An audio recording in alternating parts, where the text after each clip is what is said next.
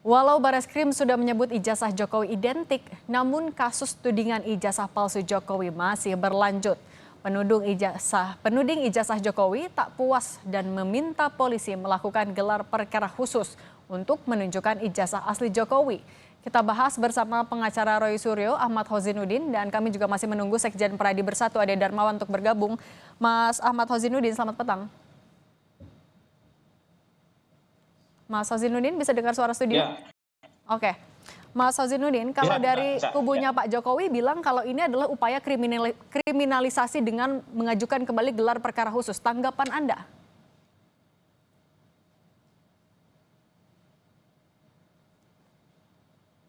Mas Hozinuddin? Ya, yang pertama Oke. tentu kriminalisasi. Kalau kita definisikan kriminalisasi secara sederhana adalah mengubah satu tindakan yang sebenarnya bukan kriminal, bukan kejahatan, seolah-olah menjadi kejahatan. Nah, tindakan yang dilakukan klien kami yang mengajukan proses gelar perkara khusus melalui pejabat berwenang, yakni Biro Wasidik Mabes Polri, adalah tindakan-tindakan yang sah, legal, dan konstitusional. Karena dasar hukumnya adalah Perkapolri nomor 9 tahun 2019, di mana di ketentuan pasal 3 Oke. perkara bersifat pidana maupun bersifat khusus.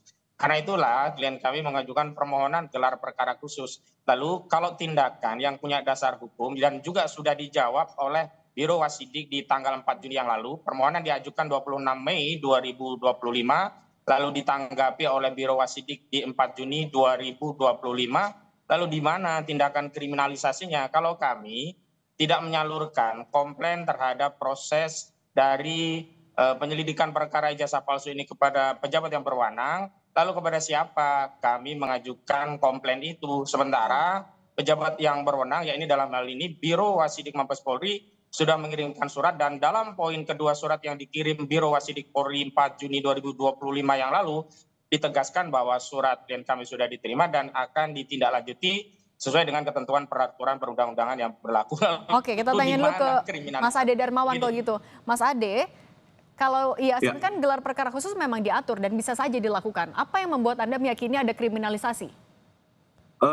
jadi gini, Mbak Cindy, kalau terkait kriminalisasi itu jelas bahwa ini sudah dihentikan, itu yang pertama. Yang kedua, kalaupun memang ada upaya hukum itu sah-sah saja, silakan saja melalui Perkapolri itu. Nah, namun begitupun sebaliknya kami juga jangan dituding sebagai orang yang mengkriminalisasi ketika kami melaporkan. Karena itu juga sesuai dengan koridor hukum. Jadi gini, saya melihat bahwa ketika kami yang melakukan pelaporan terhadap Roy Suryo CS dan kawan-kawan kita, itu dianggap kriminalisasi. Tapi kalau begitu mereka atau kelompok-kelompok golongan tertentu seperti kelompok Roy Suryo CS itu melakukan hal-hal yang sama seperti kita dalam koridor hukum, dia menganggap bahwa itu bukan kriminalisasi. Jadi kami bingung nih Mbak Cindy ya, bahwa ungkapan kriminalisasi itu kalau Mbok ya memang mau dibuktikan dan merasa bahwa memang kan ini ada dua perkara nih Mbak. Saya jelaskan dulu ya. Ada dua perkara yang berbeda di sini.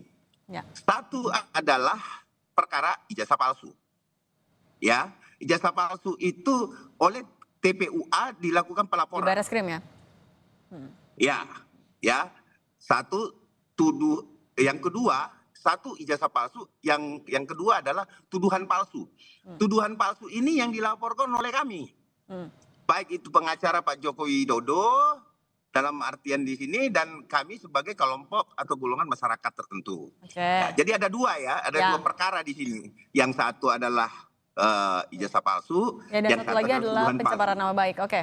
Iya, yang satu tuduhan palsu. Oke, poinnya? Artinya, pada poinnya bahwa ketika ijazah palsu itu tidak terpenuhi atau dalam tanda kutip tadi disebutkan oleh Pak Ahmad Hozinuddin bahwa itu adalah yang berwenang, Oke. Polri di sini mengatakan bahwa itu kepada pejabat yang berwenang. Nah, sekarang yang menyatakan bahwa identiknya satu ijazah itu apakah pejabat berwenang atau bukan? Kan Oke. pejabat yang berwenang. Sehingga ijazah palsunya itu kita anggap clear. Kalau kita mengakui itu pejabat yang berwenang. Oke, gitu. Tetapi kalau perlu putusan pengadilan, tentu silakan dengan memproses ini menunggu proses di Polda Metro Jaya. Itu Kalau selesai dulu. memang mau Oke. dihadapkan kepada Oke, kita tanyakan dulu ke pengadilan. Mas Ozinudin. Mas Ozinudin, tadi kalau kata Mas Ade ada double standar nih antara sebutan kriminalisasi. Kalau menurut Anda gimana? Anda sepakat dengan itu? Ya, sebenarnya kan Bung Ade Darmawan ini tidak punya legal standing untuk menanggapi hal ini ya. Karena istilah kriminalisasi yang dilontarkan kepada klien kami itu adalah istilah atau tuduhan tepatnya yang disampaikan oleh kuasa hukum saudara Joko Widodo. Sementara Bung Ade Darmawan itu tidak ada kaitannya dengan saudara Joko Widodo. Bahwa yang bersangkutan mengajukan laporan dan akhirnya laporan itu dikonsolidasi ke Polda Metro Jaya, itu hal yang lain. Yang kedua, tadi kalau dikatakan bahwa kami korban kriminalisasi, jelas. Kenapa?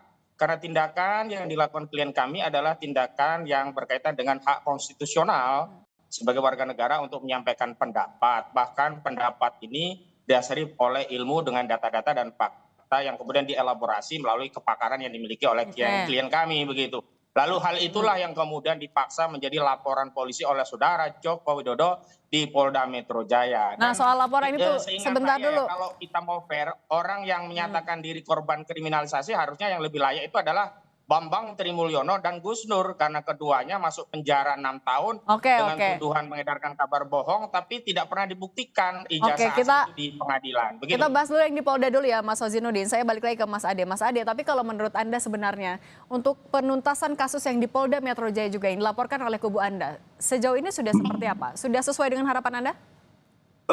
Sampai saat ini kami masih mendesak Polda Metro Jaya untuk segera melakukan gelar perkara internal untuk menaikkan status dari penyelidikan menjadi penyidikan. Itu yang pertama. Yang kedua, kami ini menganggap bahwa apa yang terjadi saat ini seperti yang dikategorikan bahwa itu adalah kriminalisasi dari Bambang T, bahwa ini adalah pidana berulang. Artinya ada kekuatan hukum tetap dari pengadilan yang menyatakan bahwa saudara Bambang Trimulyono itu dijatuhkan hukuman 4 tahun dari keputusan Mahkamah Agung, kalau saya nggak salah baca di situ 28 ayat 2 juga. Artinya itu bersifat ingkrah. Ya, kalau terkait mengenai itu kriminalisasi atau tidak, memang di dalam hukum itu ketika ada perbuatan atau peristiwa pidana dia akan menembus hak asasi. Itu dulu kepada rakyat Indonesia sampaikan bahwa ketika satu peristiwa hukum terjadi dan itu diduga adalah tindak pidana, maka dia akan menembus hak asasi manusia. Artinya itulah larangannya. Nah, ketika itu dilanggar, maka tentu ada konsekuensi di situ.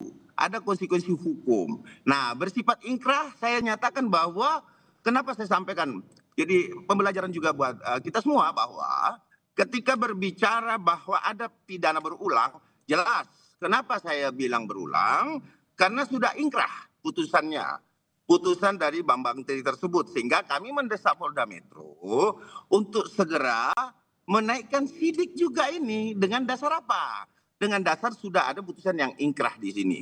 Dan dia juga di situ kalau nggak salah 45A dan 28 ayat 2 yang saya baca loh ya. Saya nggak tahu kalau mungkin ada persepsi lain dari saudara Ozinudin gitu. Nah, gimana kalau gitu, dari Mas Ozinudin ada persepsi lain kah? Kita ke Mas Ozinudin dulu ya Mas Ade. Gimana Mas Ozinudin punya persepsi lain juga? Nah, saya pikir ini yang harus kita luruskan dan kita tegakkan hukum berdasarkan hukum. Penyidik dalam hal ini Polda Metro Jaya tidak boleh didesak-desak untuk meningkatkan proses penyelidikan menjadi penyidikan karena tuntutan pihak-pihak tertentu. Proses penyelidikan hanya bisa dinaikkan menjadi penyidikan manakala sebuah peristiwa itu dianggap masuk kategori suatu kejahatan. Nah, di situ tentu perlu bukti-bukti. Dalam hal ini kalau kita mau menyatakan bahwa orang yang menyatakan ijazah palsu itu adalah sebuah kejahatan, misalnya di dalam hal ini laporan saudara Joko Widodo itu dianggap fitnah, itu dianggap pencemaran, maka harus dibuktikan dulu bahwa ijazah tersebut asli. Memang kalau tidak ada sengketa hukum terkait ijazah ini, otoritas yang berwenang dalam hal ini adalah UGM sudah cukup. Tapi karena ini menjadi sengketa, maka ijazah ini status quo tidak bisa dikatakan atau dipredikatkan dengan predikat apapun sebelum ada putusan yang berkekuatan hukum tetap dari lembaga peradilan. Karena ini kan ada sengketa. Klien kami dari hasil analisnya menyatakan palsu, Saudara Joko Widodo menyatakan asli.